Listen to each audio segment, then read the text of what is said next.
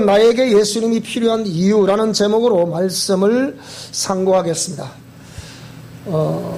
제가 이렇게 지금까지 신앙생활을 하는 가운데 하나님께서 인도하시는 그 인도하심을 따라 처음 발걸음을 디뎠던 약 40년 전에 당시에 첫 발걸음을 교회를 향하여 주일 대예배 때 디뎠던 그 순간을 기억에 떠올려 봅니다.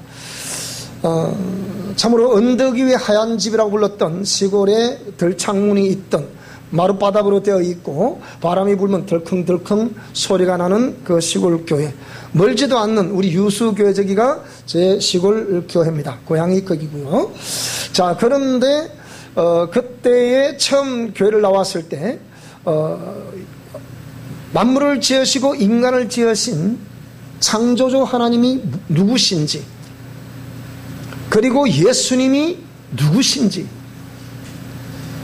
나는 왜 이런 가문에 태어나서 이렇게 고통스러운 삶을 살아야 하는지, 참 젊은 청년기 시절이었지만 정말 고민이 많던 그런 시간을 허무 가운데 보내고 있는 저에게 하나님은 복음을 비춰주셨습니다. 그리고 이후에 이렇게 신앙생활을 해오는 동안에 하나님이 부족한 저를 부르셔서 당신의 종으로 기름 부으시고 목회자로서의 이 삶을 지금까지 살아오고 있는 가운데 처음에는 그렇지 않았습니다만 신앙을 더하고 또 고난과 고통을 더하며 참 이렇게 말할 수 없는 그런 여러 가지 미스터리 속에서 그래도 하나님만 바라보고 달려왔던 지난날의 삶이었는데 이것이 이제 그러니까 전반기의 목회 활동과 후반기의 목회 활동이라고 하면 제가 서울의 강남의 대형 교회에서 시무를 하다가 그 시무하기 전에를 이제 전반기 목회라고 보고 그 이후에 이제 다시 갈 곳이 없어서 이제 거기서 나와가지고 이제 그러니까 고향으로 올 수밖에 없는 그런 상황 속에 여러분 잘 아시다시피 평거동에 항상 그러니까 나무시장으로 쫙 펼쳐져 있는 그곳에서 지금부터 약 한 20년 전이죠.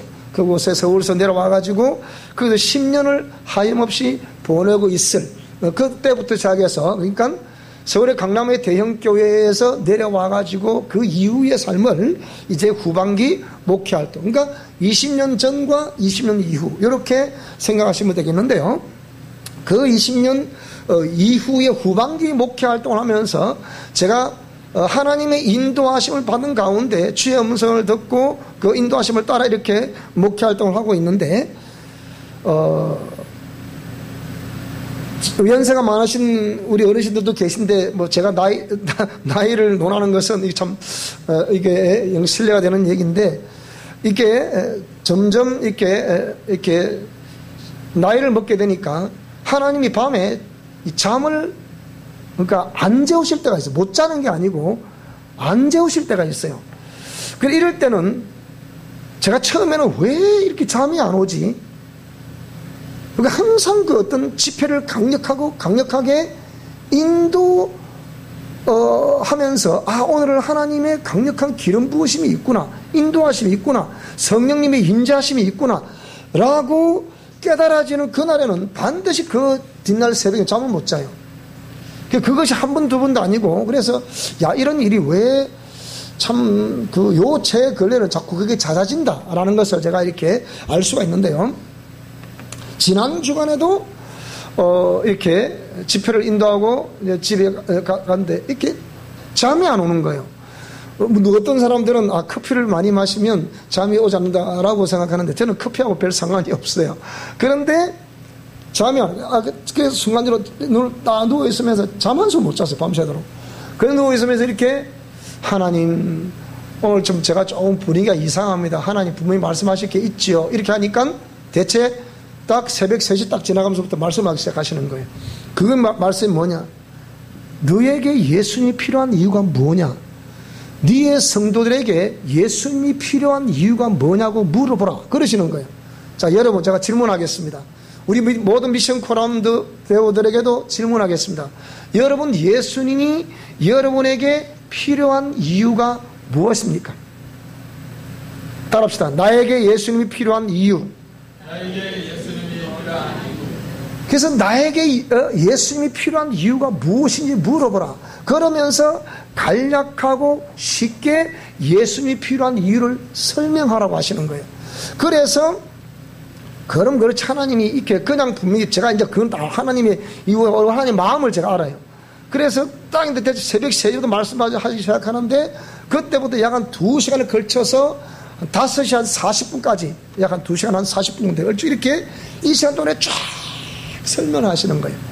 그것이 내가 시리즈로 이렇게 정해놨어요. 다 기록을 해서 이렇게. 첫째, 나에게 예수님이 필요한 이유. 첫째가 뭐라고요? 죄인이기 때문에 예수님이 필요하다는 거예요. 두 번째, 나에게 예수님이 필요한 이유. 영혼이 있기 때문이다. 내 속에 영혼이 있기 때문이다. 세 번째, 영적 세계가 있기 때문이다. 네 번째, 세상엔 바랄 것이 없기 때문이다. 다섯 번째, 천국과 지옥이 확실히 있기 때문이다. 여섯 번째, 상처가 많다는 거예요. 그 다음에 마지막으로 복음을 전파해야 되기 때문에 이게 쫙 설명을 하시는 거예요. 그래서 여러분이 참 우리 목사님은 참 설교도 희한하게 준비하시고 희한하게 전하시나 할지 모르겠지만 제가 단 한 번도 하나님의 인도하심이 없이 설교 본 적은 없습니다. 그리고 지금도 늘 그 다음 주에 이 시리즈는 7번 나갈 거기 때문에 정해져서 이런 못 할 수 없지만 또 그 다음에 또 이게 설교를 하려고 하면 항상 하나님이 한 주간 내내 하나님이 어떤 말씀을 전할까 하면 딱 있으면 하나님은 어떤 소재를 주셔도 주십니다. 그래서 저는 단 한 번도 이건 하나님 아시고 후반기 목회에 내가 어느 개인을 들으라고 말해본 적이 없어요. 그 감정적으로나 무슨 오늘 저 사람을 내가 좀 손을 좀 봐야 되겠다 그렇게 세본 적이 없어요. 그건 하나님이 아셔요.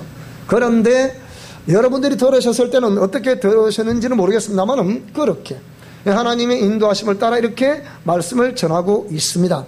그래서 이런 내용들도 오늘도 본문이 우리가 전할 내용도 있지만 다음은 전할 내용들 쫙 이렇게 쫙 주시는 게 이렇게. 여러분 목사들이 설교 준비하기가 얼마나 힘든지 어떤 사람은 토요일 때만 아예 그냥 서재 틀어 박히든지 아니면 어느 산속에 가든지 아니면 어떤 하여튼 제한된 공간 속에서 홀똘히 그 설교 준비한다고 하루 종일 보내고 전화도 안 받습니다. 교인들도 안 만나줍니다. 근데 저는 만날 것 다 만나고 할 것 다 하고 상담할 것 다 하고 치유할 것 다 하고 여러분들이 저에게 상담을 요청을 안 해서 그렇지 제가 단 한 번도 거절해 본 적이 없지 않습니까? 그런데 하나님이 나에게 예수님이 필요한 이유라고 이렇게 제목을 말씀하시면서 7가지를 쫙 설명하시는 거예요.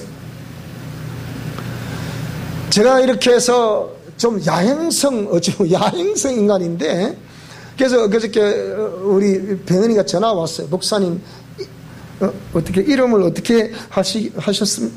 그래서 제가 그것도 다 생각하고 있거든요. 그래서 제가 나름대로 쭉 이제 기도를 하고 있는 중이에요. 하나님 어떻게 할까 이렇게 하는 중이기 때문에 아직 그거는 사인 안 와서 지금 반쯤 하다가 작업을 하다가 제가 말았어요. 근데 이 말씀을 쫙 주시길래 그렇구나. 그래서 하나님이 이렇게 잠을 안 재우셨구나.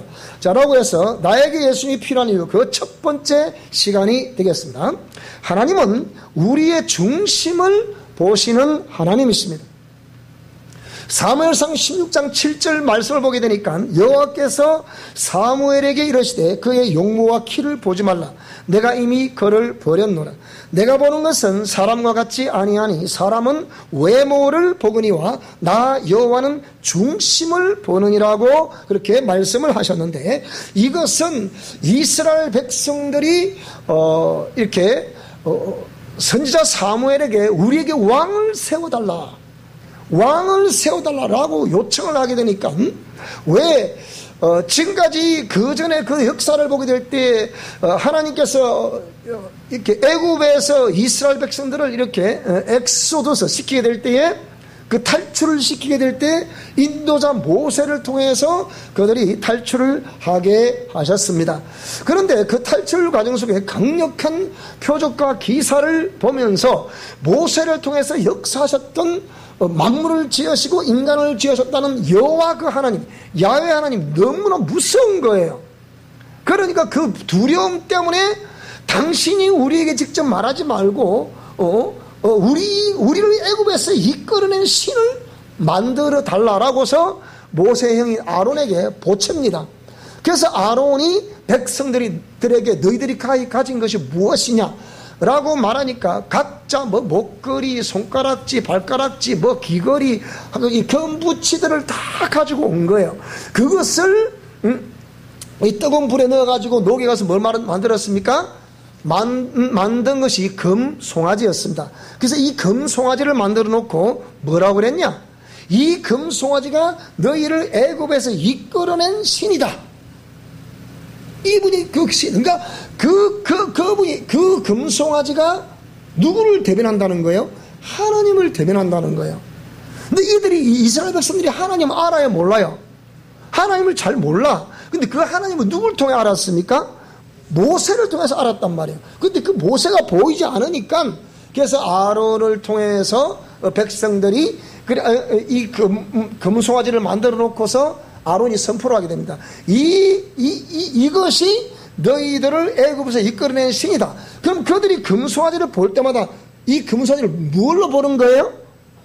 하나님으로 보는 거란 말이에요. 그런데 이미 그때 하나님은 시내산에서 모세에게 두 돌판을 깎아서 여기다 글을 새겨가지고 모세에게 내려주셨어요. 이것을 십계명이라, 이 시내산 언약이라고 그러는데, 이 하나님의 형상의 모양을 닮은 모든 인간에게 이 십계명을 주시면서 이대로 하나님을 섬기라고 말씀하고 있는 거예요. 그래서 이렇게 이미 이 1계명에서 4계명, 5계명, 10계명을 기록해서 딱 받아 내려오고 있는데 저 땅 아래 속에서는 지금 뭐하고 있다고요? 금송아지를 만들어 놓고서 이 금송아지가 하나님이다. 그러니까 모든 백성들이 금송아지를 중심에 둘러 막 그냥 춤을 추고 먹고 마시고 그렇게 하는 거예요. 이것이 우상숭배의 시작입니다. 자, 그러면서 이렇게 해서 우상숭배가 시작이 되고, 그렇지만 그 또 이후에 여호수아나 또 이후에 이런 사무엘이라는 강력한 이런 지도자를 통해서 신정국가로서의 계속 그 명령을 유지하고 있는데, 문제는 이 사무엘 선지자, 자, 사무엘 선지자도 강력한 선지자, 그의 어머니가 그 아이가 없음을 날 하나님께 통곡하던 그 기도 소리를 들으시고 하나님이 한나의 태를 여셔서 태어난 나실인인 사무엘. 그런데 이 사무엘이 자녀 교육을 실패를 한 거예요. 여러분, 이게 지금 무서운 얘기하고 있는 겁니다.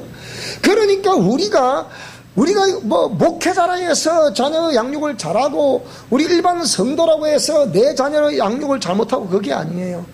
여러분, 이거 참 무서운 내용들인데 우리가 생각했던 그 사무엘 선지자의 그 자녀들이 그런 행동을 할 줄이야. 또 내지는 그 당시에 엘리 선지자라고 합시다. 엘리 선지자, 예를 들면 그 이후에 엘리 선지자인데 이 엘리 선지자도 하는 짓을 또 보니까 이건 또 아니라, 그래서 이 제사장이 하는 거 보니까 아니라, 그러니까 이 제사장도 보니까 아니고 선자도 보니까 선자는 맞는데 그 자녀들 보니까 또 아니고, 그러니까 이 자녀들을 대해서 다 실패를 하게 되는 거예요. 오늘 우리 사랑하는 모든 성도들, 우리 자녀들의 교육을 성공할 수 있기를 축복합니다. 반드시 하나님을 경외하는 그 믿음을 자자손손 전수한다는 구약의 지상 명령을 이루는 저와 여러분 가정될 수 있기를 축복합니다. 자, 그래서 하나님께서 그 백성들의 원망 어린 소리, 하나님을 싫어하고 우상을 숭배하려고 하고 하나님을 거부하고자 하는 그 죄의 심리, 죄와 죄성을 아시고 하나님이 선지자 사무엘에게 말씀을 하십니다. 저들의 소원을 들어줘라. 어떤 소원요? 왕을 세워줘라. 그래서 사울 왕을 세우는데,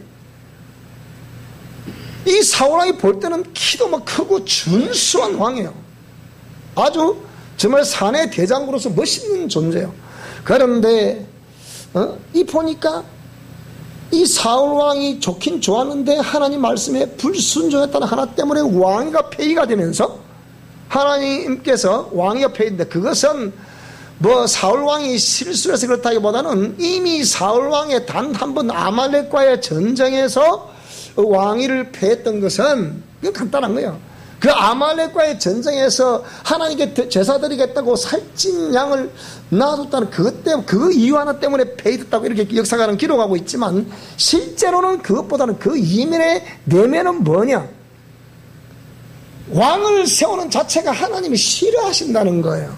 그 왕을 세우니까 하나님을 배척을 하고 이 왕의 명령을 따라가야 되는 그런 일이 벌어지게 되잖아요. 지금 우리 조국 대한민국도 지금 대통령 한 사람이 판단을 잘못하게 되니까 나라가 지금 막 너무 시끄러워요. 법무부 장관 직분을 할 수도 없는 사람을 세워놔 놓으니까 얼마나 좀 시끄럽습니까? 똑같은 거예요. 그래서 이미 하나님께서 보셨을 때는 왕을 세웠다는 자체가 이거는 잘못된 거다. 그것 때문에 단 한 번의 실수에 단칼에 보여주시는 거예요. 하나님의 속마음을.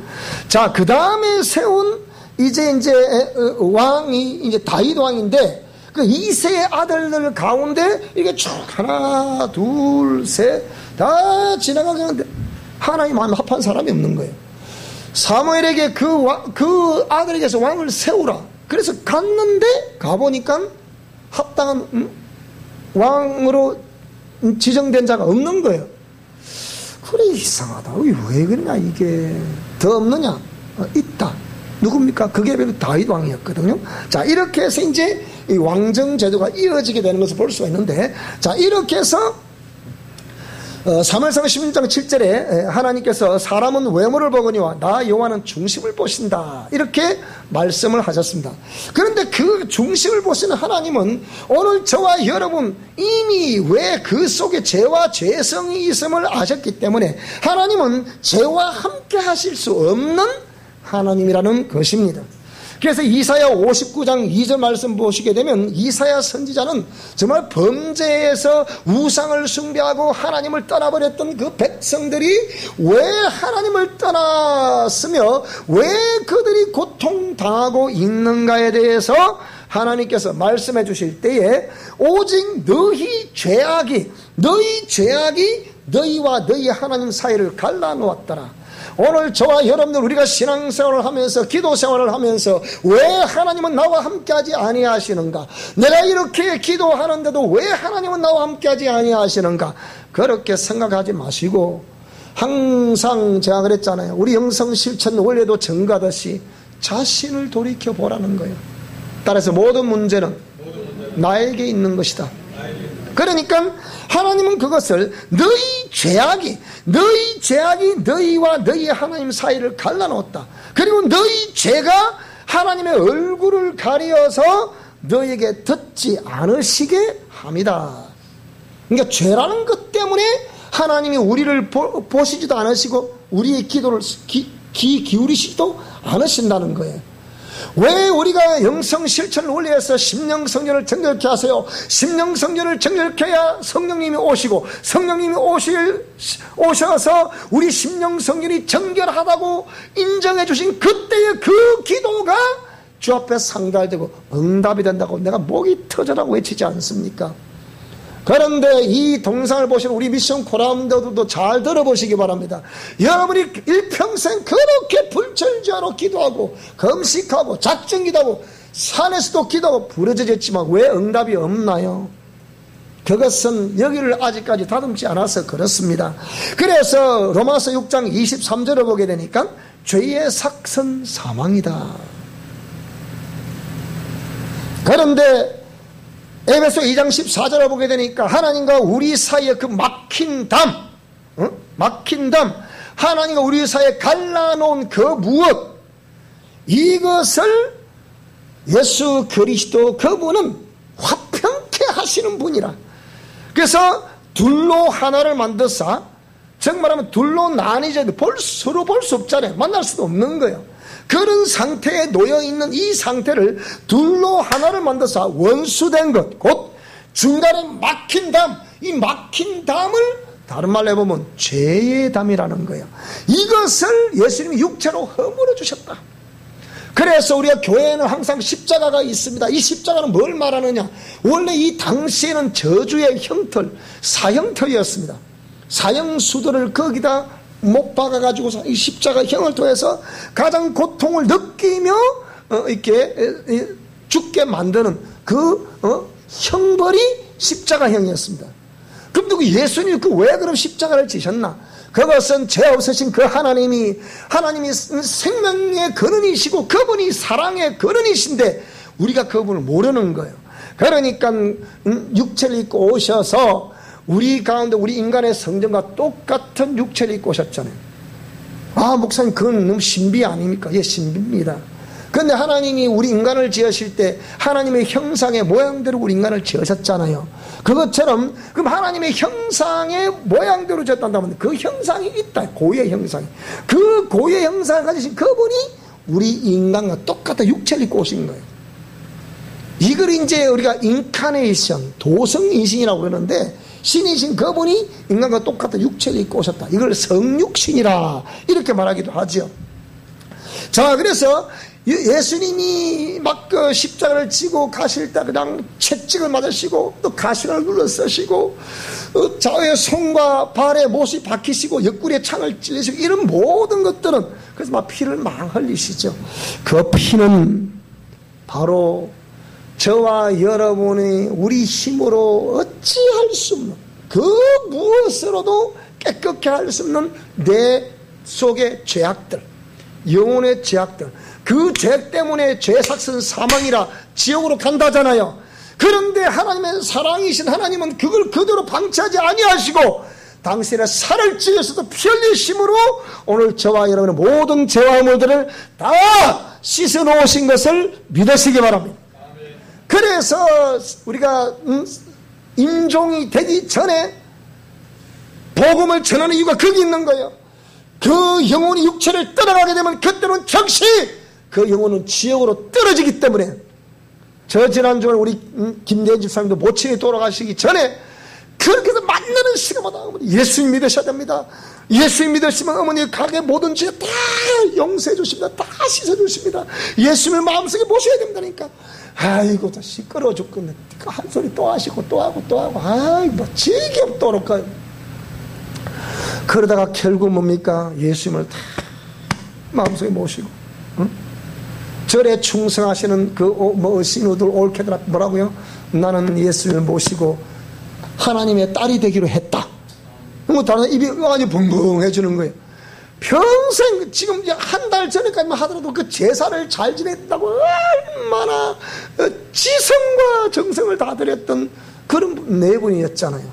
그런데 하나님이 영이 개입하시고 제가 그랬거든요. 이 분명히 돌아가시기 전에 저승사자는 옵니다. 천사가 옵니다. 이 두 무리 중에 한 존재를 따라가야 되는데 천사를 따라가게 되면 하늘나라 가게 될 것이고 저승사자를 따라가면 지옥으로 가게 되는데 어디를 가시겠습니까? 천국 가셔야 됩니다 어머니 막 그랬더니 그냥 눈을 뜯고 가만히 있는 거예요.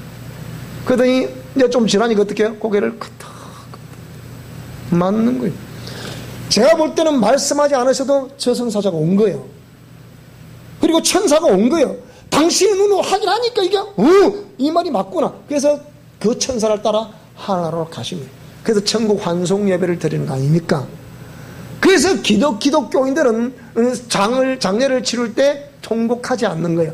물론 인간이기 때문에 헤어짐의 슬픔은 그런 게 있을지 몰라도 그 외에는 우리가 울지 않습니다. 그래서 천국 환송 예배라 이렇게 말하죠. 자, 그래서 하나님은 중심을 보신 하나님이시고 죄와 함께 하셔서 어느 하나님이신데 그러므로 이 시간도 저와 여러분은 내 속에 그런 죄와 죄성이 있는지 없는지 옛사람과 자아가 된 요소가 있는지 없는지 그거를 잘 살펴보셔야 돼. 그 모든 것이 있을 때 이 예수님의 보혈의 은총을 입으시기를 축원합니다. 자, 그렇게 이런 믿음과 사랑과 그 은혜를 가지고 있는 사람이라 한다면 세 번째, 믿음의 갈망을 가져야 됩니다. 무슨 믿음의 갈망을 말하는 겁니까? 오늘 본문으로 돌아가게 되면 마태복음 15장 본문이 되겠습니다. 27절에 뭐라고 그러느냐? 여자가 이르되 26절에 예수님이 그러셨거든요. 대답하여 이르시되 자녀의 떡을 쳐여 개들에게 던지기 마땅치 않다. 여인은 지금 자식이 이게 그런 귀신들어 또 내지는 병들어 고통을 당하고 있기 때문에 도와주세요 선생님 도와주세요 말하는데 그 도와달라고 애걸복걸하는 그 불쌍한 여인을 향해서 자녀의 떡을 취하여 개들에게 던지기 마땅하다. 이 개들이라고 취급을 하는 거예요. 만약에 우리에게 그렇게 했으면 여러분에게 그렇게 하셨으면 참 더러워서 내가 못 따라가겠네. 아이고 당신 하면 내가 없나. 막 거의 대부분 그럴 거예요. 그런데 자네의 떡을 취하여 개들에게 던지기 마땅치 않다. 자기의 신분을 완전히 비하시켜서 비하가 완전히 이건 뭐 그냥 존재 자체를 무시하는 그런 발언을 예수님이 그 여인에게 던졌습니다. 그런데 여인이 뭐라고 그러느냐. 맞습니다. 주여 올소이다마는 자신의 신분이 개라는 거예요. 개 같은 신분이라는 거예요. 맞습니다마는 개들도 제 주인의 상에서 떨어지는 부스러기를 먹고 살지 않습니까? 그러니까 정작 주님은 그 여인에서 너는 개 같은 여인이다 이렇게 말을 하고 있지만 그 여인은 그래도 그 개라고 하더라도 실제 그 짐승인 개라도 주인이 상에서 떨어지는 부스러기를 먹지 않습니까? 그것처럼 저에게도 그 부스러기라도 주실 수 없습니까? 그런 고백을 하게 되는데 이 고백을 뭐라고 말할 수 있겠습니까? 이거는 그 믿음을 가진 여인의 갈망이었습니다. 갈망.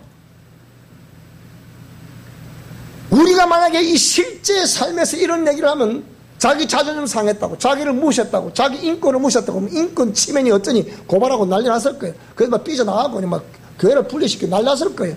그런데 이 여인은 믿음의 갈망을 가지고 있었기 때문에 예수님을 만나면 모든 것이 해결된다는 사실을 믿고 있었기 때문에 비록 내가 개 취급을 받는다 하더라도 이방인 취급한다 하더라도 나 존재 자체를 말살당하는 그런 일을 겪었다 하더라도 그래도 개들도 주인의 상에서 떨어지는 부스러기를 먹고 살지 않습니까? 그러니까 예수님이 이 고백에 놀라신 거예요. 이미 예수님은 사람은 외모를 보지만 하나님은 중심을 보신다고 말씀을 하셨잖아요. 그런데 그렇게 했을 때 그 여인이 그런 고백을 할 수 있다는 것 자체가 이미 예수님은 그 중심을 딱 보시고 계십니다. 그리고 뭐라고요? 예수께서 대답하여 이르시되 두 번도 생각 안 하시고 여자여 네 믿음이 크도다 네 소원대로 되라. 그렇게 예수님이 말씀하시니 그때로부터 그의 딸이 나아버렸습니다. 오늘 저와 여러분에게 어떤 상황에 놓여 있습니까? 여러분이 어떤 질병이 있습니까? 아니면 사업적으로 어떤 문제가 있습니까? 아주 뭐 가정적으로 자녀에게 아니면 부모에게 형제에게 아니면 여러분 환경 속에 어떤 문제가 있습니까? 그 어떤 문제를 주 앞에 가져오시기 바랍니다. 가져오셔서 주님이 무슨 말씀을 하시더라도 고개를 숙여서 주여 맞습니다. 그렇다고 하더라도 나는 주께로부터 내리시는 말씀에 의해서 살기를 원합니다. 이렇게 고백을 하시면 우리 하나님께서 그 고백을 들어서 반드시 해결해 주시지 않겠습니까? 그런데 우리 인생들은 그렇게 하지 아니하고 자꾸 자기 생각, 자기 감정으로 여기에 이게 귀신의 역사인 줄 모르고 자꾸 그걸 따라가는 거예요. 그래서 누가복음 18장 13절을 보게 되니까 다른 상황이지만 세리는 멀리 서서 감히 눈을 들어 하늘을 쳐다보지도 못하고 예수님을 바라보지도 못하고 다만 가슴을 치면서 말씀은 귀가 있으니까 들리잖아요. 뭐라고 그러느냐? 하나님이여 불쌍히 여기소서 나는 죄인이로소이다. 자기가 죄인이라고 고백하는 거예요. 죄인이라고 고백하는 사람은 잘났다고 큰 소리 칠 것도 없고 자랑할 것도 없고 그저 겸손하게 주여 맞습니다. 저는 죄인입니다. 제가 이후에 후반기 목회를 하면서 처절하게 깨달았던 것은 뭐냐? 정 목사, 네 교만과 그만 내놓지 않으면 너는 내가 볼 때 참 쓸만한 도구다. 쓸만한 도구인데 네가 네 자신을 좀 안다고, 내지는 능력이 있다고, 또 열심히 너 특심이라고 그거 자랑하지 마라. 나에게는 아무런 필요 없는 것입니다. 왜 하나님께서 이렇게 충성일변도로 예수님 믿은 일에 좌로 우로 지우치지 않고 뒤를 돌아다 보지도 않고 오직 앞만 보고 향해 달려왔는데, 정작 강남의 대형교회에 있다가 하루아침에 이렇게 사직을 해보니까 갈 곳도 없고 돈도 없고 찾아오는 사람도 없고 그 길도 또 막히고 열어주시지도 않고, 그런 고개를 푹 숙이고 갈 곳이 없는 거예요. 그러니까 또 주위에는 또 가족들도 있지요, 또 부모님들도 계시지요, 또 형제들도 있지요. 하나같이 하나님이 이해가 안 된다는 거예요. 자네처럼 그렇게 열심히 하는 사람을, 하는 내외를 그렇게 보낸단 말이냐, 이 엄동설 안에.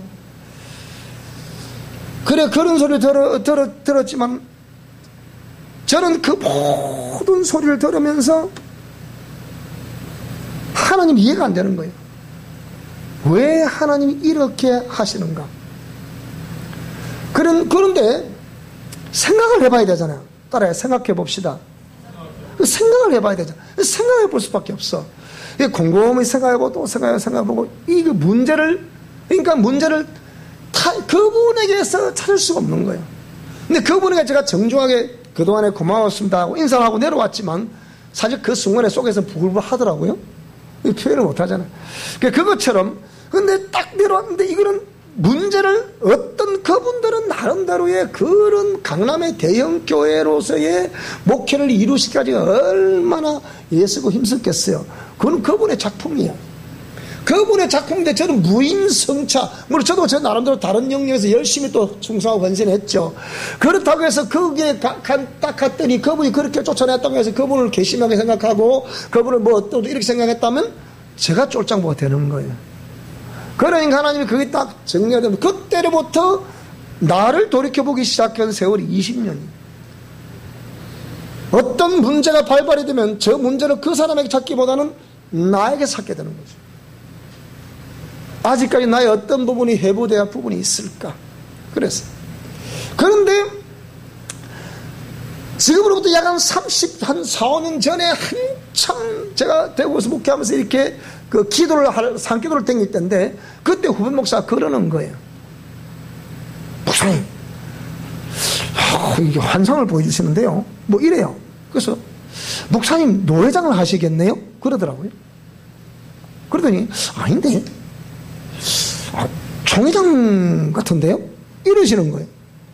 그래서 저는 무슨 흥분한 소리 하냐, 또 뭐 헛것을 봤냐, 그런 생각했거든요.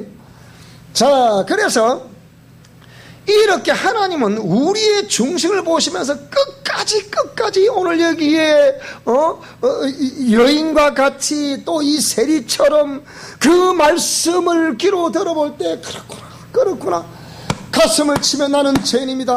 하나님이여 나를 불쌍히 여기시고 나를 떠나소서. 나는 죄가 많기 때문에 하나님과 가까이 할 수가 없습니다. 나는 죄인으로소이다. 나는 개로소이다.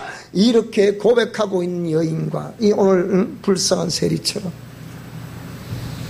시편 40편 2절 말씀 보게 되니까 이렇게 기가 막힌 웅덩이, 도저히 헤어날 수 없는 그 수렁에서 우리를 끌어올리시고 내 발을 반석 위에 두시며 내 걸음을 경고케 하시는 그분이 살아계실진데, 살아계신 그분 앞에 나는 개로소이다, 나는 죄인이로소이다, 나는 죄인 중에 개수로소이다, 이렇게 고백한다는 것이 결단코 쉽지 않다라는 거예요.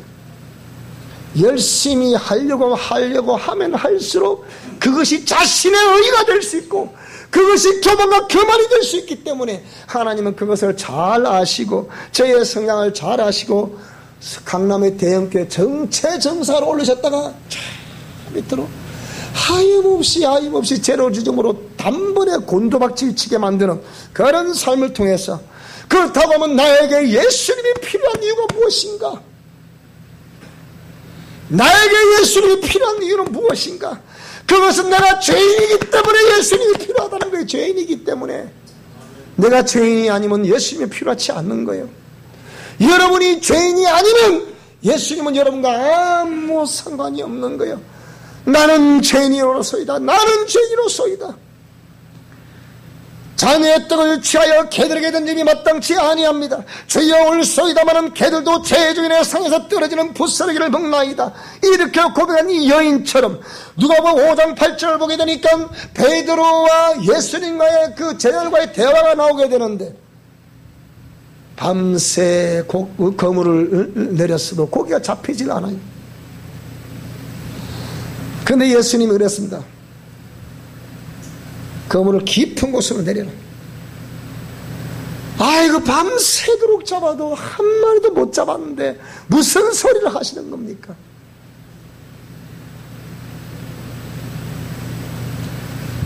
그런데 내가 비록 그렇게 간밤에는 그렇게 못 잡았지만 오늘 당신이 하신 말씀에 의지하여 내가 그물을 내려보겠습니다 하고 그물을 차 내는데 그물이 그냥 막 찢어질 정도로 고기가 잡히는 거예요.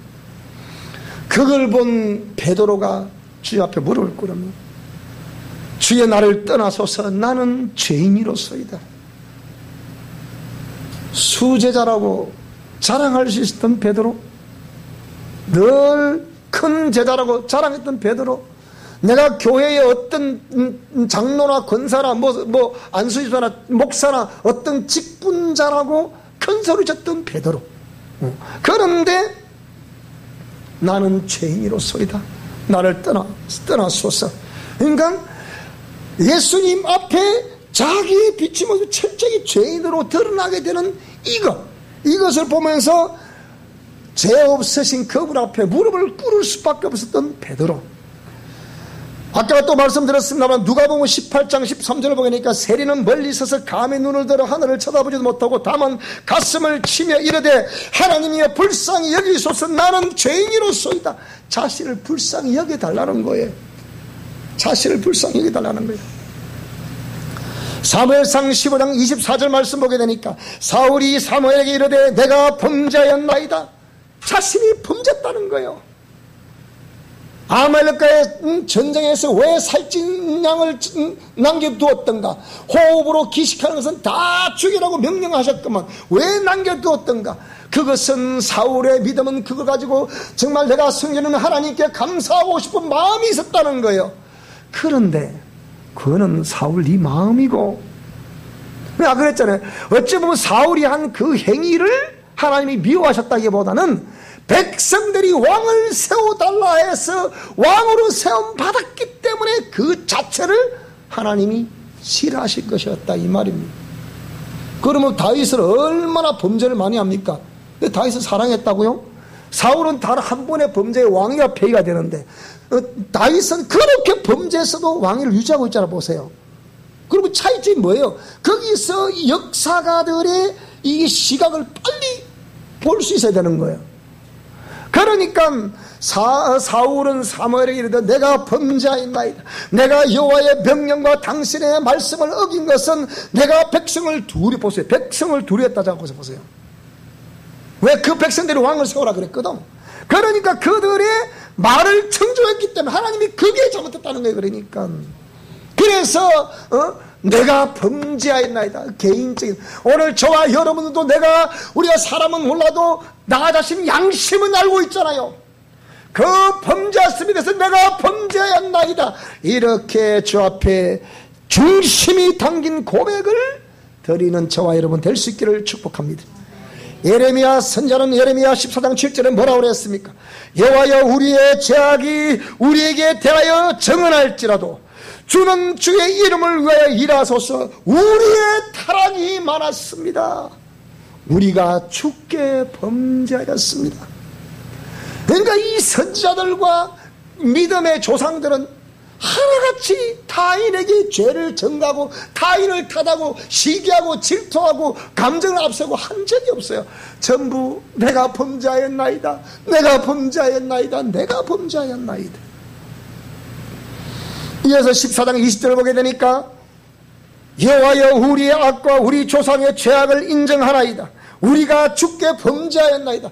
이 백성들이 범죄할 수밖에 없는 것은 조상적부터 지었던 이 죄 때문에 그렇게 할 수밖에 없더라. 그 죄가 뭐냐? 호세아서 13장 2절 말씀 보니까 이제도 그들은 더욱 범죄하여 그 은으로 또 내지는 금으로 자기를 위하여 우상을 부어 만들되 자기의 정교함을 따라서 우상을 만들었다. 그래서 만들어서 그 우상을 섬겼다, 그 얘기.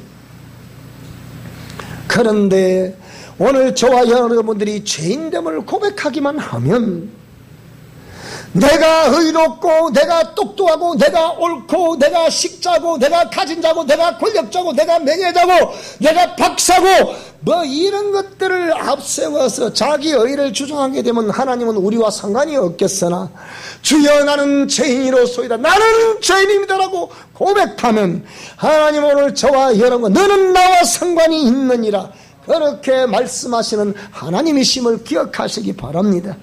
그래서 누가복음 7장 34절을 보게 되니까 인자는 와서 먹고 마시매 너희 말이 보라 먹기를 탐하고 포도주를 즐기는 사람이요 세리와 죄인의 친구라고 말하지 않습니까? 예수님은 오늘 죄인이라고 고백하는 저와 여러분들에게 오셔서 나는 너의 친구가 되기를 원하노라. 여러분 친구 따라 강남 간다잖아요. 예수님이 우리의 친구가 되어주시면 우리는 그 예수님 따라 내가 곧 길이요 진리요 생명이라 말씀하시는 예수님을 따라 내가 너희를 위해서 천국을 예비하러 가노라 말씀하신 예수님을 따라 우리는 천국으로 들어가게 될 것을 믿습니다. 나는 지금도 우리 기념사의 간절한 애절한 믿음이 담긴 그 음성이 들립니다. 어머니 천국에서 만나요. 어머니 천국에서 만나요. 아이고 낳고 나가 보니까 우리 형님 돌아다 보니까 뭐 그냥 뭐 안으로 저기 어차피 뭐 처리는 해야 되니까 불 쏘더라니까 막 뭐 우리 형님 그래도요 내 바로 우리 형님이 준석인데 준석아 불 들어간다 그러는 거예요. 그러니까 그 모습 보면 뭡니까? 우리 대인유사는 뭐라고 그러느냐? 어머니 천국에서 만나요. 다 들었잖아요 여러분. 낳아준 어머니요. 어머니 천국에서 만나요. 맞아 안 맞아요? 그 어머니가 마지막 순간에 죄인이라고 고백했기 때문에 예수님을 영접하게 되는 것이고 예수님은 그 영혼을 불쌍히 여겨서 거기에 임하셔서 그 영혼을 건져주신 거예요. 이미 영혼은 주님 품에 안기신 거예요. 남은 그 영혼이 육체를 떠나버리니까 육체가 이제 부패가 되잖아요. 그거는 불에 태우든지 뭐 생장을 하든지 뭘 하든지 아무 상관없는 얘기. 이제 게임 끝난 거예요. 그러니까 어머니 천국에서 만나요 그 말이 맞습니다. 그래서 예수님은 오늘 저와 여러분들이 내가 죄인입니다 라고 고백하면 예수님은 저와 여러분의 죄를 다 흡수하시고 주님 품 안에 품어주시는 것을 믿으시기 바랍니다.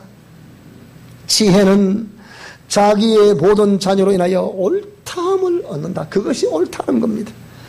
요한복음 8장 1절로 11절 말씀 보게 되니까 여기는 가늠 중에 잡힌 여인이 그를 정죄하는 정죄자들에 의해서 예수님 앞으로 끌려왔습니다. 선생이요 모세율법에서는 돌로 쳐 죽이라 그랬는데 어찌할까요? 그러니까 예수님이 그것을 보시면서 글을 쓰셨다. 그들이 그 글을 봤어요. 또 글을 써요. 또 봤어요. 그래서 그들에게서 너희 중에 죄 없는 자가 이 여인을 돌로 쳐 죽이라 그러면 합법적이에요. 죄 없다고 생각하면 쳐 죽이라 그 얘기예요. 그런데 전부 다 죄가 있더라 없더라? 자기는 죄가 없다고 그 가늠 중에 잡힌 여인을 정죄해서 잡아왔는데 이 죽이려고 돌로 쳐 죽이려고 잡아왔는데 예수님은 그들을 향해서 너희 중에 죄 없으면 돌로 쳐 죽이라 그러면 했더니 전부 다 돌을 다 놓고 가는 거예요. 그러면 그들이 죄인이라는 거예요, 죄인이 아니라는 거예요? 그러니까 돌로 쳐 죽이려고 온 그도 죄인이고 그 끌려온 그 여인도 죄인이고, 그런데 정작 죄인임을 깨달았으면 예수님이 필요합니까? 안 합니까? 필요하잖아요. 그런데 돌로 쳐 죽이려고 그들 어디로 갔습니까? 돌라도 가버리는 거야 그냥. 그러면 깨달아졌으면 아이고 예수님, 아이고 내가 저를 몰랐네요, 죄송합니다, 저를 살려주세요, 이렇게 돼 세리처럼. 그런데 돌라도 가버리는 거예요. 근데 여인 혼자만 고개를 푹 숙이고 있는 거예요. 예수님이 이렇게 말합니다. 여인아, 너를 돌로 쳐 죽이려 하는 사람이 있느냐? 그러니까 뭐라 그래요? 없습니다. 예수께서 이러시되 나도 너를 정죄하지 아니하노니 가서 다시는 죄를 범하지 말라. 알겠느냐? 가서 다시는 죄를 범하지 말라. 내가 오늘 너의 모든 죄악을 다 용서하노라. 그러기에 다시 가서 죄를 범하지 마라. 그렇기 때문에 죄인이라고 고백하는 저와 여러분들은 늘 주님이 함께 해주시지만은, 내가 죄인임을 깨달았음에도 주님이 필요 없다고 말하고 주님의 공의가 필요 없다 말하면 정말로 주님과 상하는 사람이 되어버리니, 오늘 저와 여러분들이 우리가 아무리 내가 의롭고 내게 생각이 맞고 내 방법이 맞고 내 모든 어떤 철학이 맞다고 하더라도 우리는 주님 앞에 죄인임을 고백하셔야 될 것으로 믿습니다. 그러면서 오늘 저와 여러분들은 이렇게 예수님께로부터 죄를 사함받았다고 하면 가서 다시는 죄를 범하지 말라라는 말씀을 잘 기억하시기 바랍니다. 그러면서 히브리서 10장 26절, 우리 마지막 성경 구절이 되겠습니다. 다 같이 읽겠습니다. 시작. 우리가 진리를 아는 지식을 받은 후 짐짓죄를 범한 적 다시 속지 않은 제사가 없다. 또 그렇게 하면 다시 속지 않은 제사가 없다. 그래서 오늘 제목 말씀처럼 나에게 예수님이 필요한 이유는 나는 죄인이기 때문에 예수님이 필요합니다. 오늘 저와 여러분이 예수 그리스도를 섬기는 자로서 우리의 인생의 삶을 하나님께 헌신할 수 있기를 축복합니다. 만물을 지으시고 인간을 지으신 창조주 하나님께 헌신하면서 우리의 의를 자랑하고 나는 이렇게 했기 때문에 이렇습니다, 이걸 자랑하지 마시고, 그렇게 했다고 하더라도 늘 우리는 주여 저는 부족합니다, 주여 저는 죄인입니다, 주님의 지혜를 주십시오, 주님의 지식을 주십시오, 주의 은혜를 주십시오, 그렇게 삶을 살아가시는 저와 여러분이 되셔야만이, 그런 마음 자세가 되셔야만이 우리가 주장하고 남을 압박을 하고 그런 사람이 아니라 늘 사람을 평가하고 그러면서 꼭 복음으로 늘 항상 우리가 웃을 수 있는, 마음의 여유가 있을 수 있는, 그리고 은혜를 누릴 수 있는, 늘 주의 은혜에 감격할 수 있는 그런 사람이 될 수가 있게 될 것입니다. 나에게 예수님이 필요한 이유, 나는 죄인이기 때문에 예수님이 필요합니다. 기억하시기를 축복합니다. 기도하겠습니다. 하나님 아버지,